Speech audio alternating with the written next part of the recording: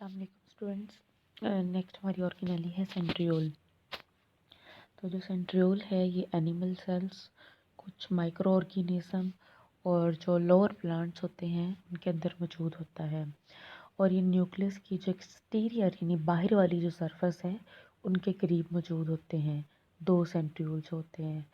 और लाइक अगर आप इसको देखें, जैसे ये एक सेल है, ये न्यूक्लियस है, तो न्यूक्लियस के इधर बाहर वाली सरफेस के करीब ही ये जो है वो मौजूद होते हैं, जो सेंट्रियोल्स होते हैं यहाँ पर।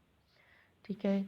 और जी स्टूडेंट्स, अगर इसकी कंपोजिशन देखें तो ये सिलेंड्रिकल एरे होता है 9 माइक्रोट्यूब्यूल्स का। लास्ट टाइम मैंने आपको साइटोस्केलेटन में बताया था माइक्रोट्यूब्यूल्स। तो ये लंबे लंबे प्रोटीन के रॉड होते हैं जो ट्यूबुलेंट प्रोटीन से मिलकर बने होते हैं। तो ये तीन माइक्रोट्यूब्यूल मिलकर एक एक बंडल बनाता है। तो इस तरह के 9 से वो मिलकर बना होता है। और जो दो सेंट्रियोल हैं वो दोनों एक दूसरे के राइट एंगल पर होते हैं, यानी इस तरह से और इस तरह से, दोनों एक दूसरे के राइट एंगल पे पैरेलल नहीं होते हैं।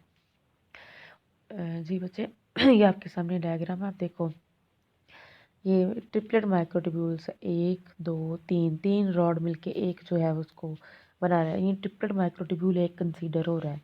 और ये देखें, ये सारे जो इस तरीके से 9 माइक्रोट्यूब्यूल्स की अरेंजमेंट है। और ये दोनों एक दूसरे के राइट एंगल, एक इस तरह से और एक इस तरह से है। ये एक माइक्रोट्यूब्यूल, ये दूसरा है सेंट्रियोल, सॉरी, इस तरह से है। दो सेंट्रियोल मौजूद है इनके पास।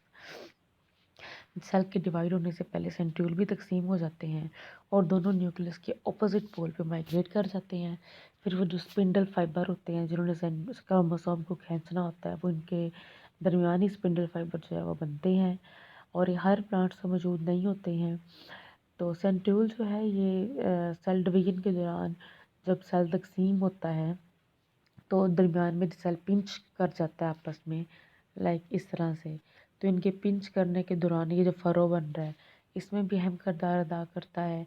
इसके अलावा जो सीलिया और फ्लैजेला वगैरह होती हैं, मोस्टली सीलिया जो है उसकी फॉर्मेशन में भी यही माइक्रोट्यूब्यूल होते हैं जो सीलिया के अंदर होते हैं।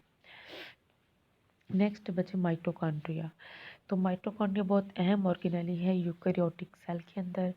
इसका बेसिकली जो अहम काम है माइटोकॉन्ड्रिया का, वो होता है एनर्जी को सप्लाई करना। इसी वजह से इसको powerhouse of the cell भी कहते हैं। ये आपसे शॉर्ट क्वेश्चन पूछ सकते हैं कि why they are called powerhouse of the cell, क्योंकि इसका काम ही एनर्जी पैदा करना है, यानी रेस्पिरेशन का अमल माइटोकॉन्ड्रिया में होता है। अगर हम कंपाउंड माइक्रोस्कोप के नीचे तो देखें तो माइटोकॉन्ड्रिया सेल के अंदर वेजिकल, रोड या फिलामेंट यानी फितनुमा सा ज़ाहिर होगा। लेकिन अगर हम इसे इलेक्ट्रॉन माइक्रोस्कोप के नीचे देखें तो इसका नंबर, शेप, स्ट्रक्चर बहुत वाइडली स्टडी किया जा सकता है, जिसके मुताबिक जो माइटोकॉन्ड्रिया है वो दो मेम्ब्रेन से मिलकर बना होता है। ये बाहर वाली मेम्ब्रेन है और ये अंदर वाली मेम्ब्रेन है, इस तरह से। ठीक है, ये बाहर वाली मेम्ब्रेन है, ये है अंदर वाली मेम्ब्रेन। इसको आउटर मेम्ब्रेन कहते हैं, ये है इनर मेम्ब्रेन। और इनर मेम्ब्रेन ये स्मूथ है, ये स्मूथ नहीं है। इसके अंदर ये फिंगर लाइक प्रोजेक्शन है जिसको कहते हैं क्रिस्टी। ये जो है ये है क्रिस्टी। और क्रिस्टी के साथ साथ समटाइम इस तरह बिल्कुल इसके साथ डॉट नुमा ऐसे स्ट्रक्चर होते हैं, इस तरह से, इस तरह से। तो ये डॉट नुमा जो स्ट्रक्चर हैं इसको बोलते हैं F1 पार्टिकल बोलते हैं इसको। ठीक है, F1 पार्टिकल। और दोनों मेम्ब्रेन के दरमियान एक स्पेस भी होती है। तो माइटोकॉन्ड्रिया के पास अपना डीएनए होता है और अपने ही राइबोसोम्स होते हैं। तो इसका मतलब है कि डीएनए और राइबोसोम्स की प्रेजेंस शो करती है कि इसके अंदर प्रोटीन भी बनती है और डीएनए की वजह से खुद ब खुद ही तकसीम होने वाली ऑर्गेनेली है। इसका अंदर वाला हिस्सा जो था उसे मैट्रिक्स कहते हैं। जहाँ पर F1 पार्टिकल मौजूद थे उसके अंदर एफ यानी जो चैम्बर है वो मैट्रिक्स है। और माइटोकॉन्ड्रियल मैट्रिक्स, लाइक ये देखिए, ये आउटर मेम्ब्रेन, ये आ रहे हैं इनर मेम्ब्रेन।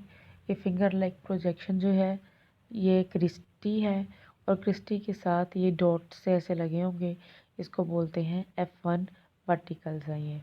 और ये जो अंदर वाला हिस्सा है ये है माइटोकॉन्ड्रियल मैट्रिक्स।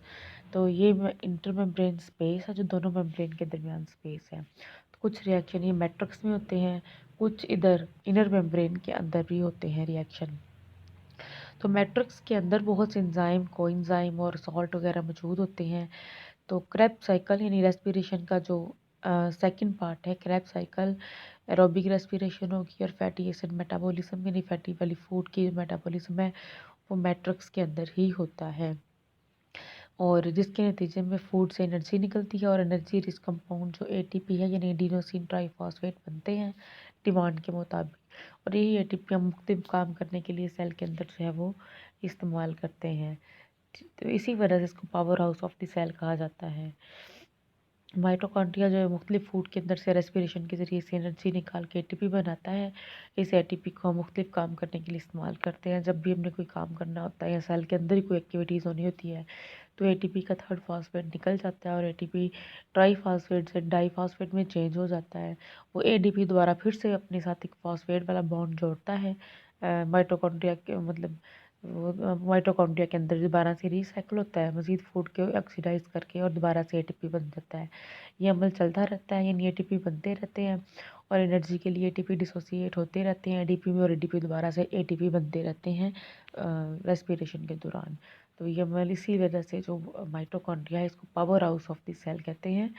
यानी यहाँ पर अगर आपसे पूछे तो आप बता सकते हैं, ये वाले लास्ट वाला ये वाला पैरा लिखेंगे इसको powerhouse of the cell क्यों कहते हैं। ठीक है, नेक्स्ट हम इंशाल्लाह क्लास 8 कंटिन्यू करेंगे।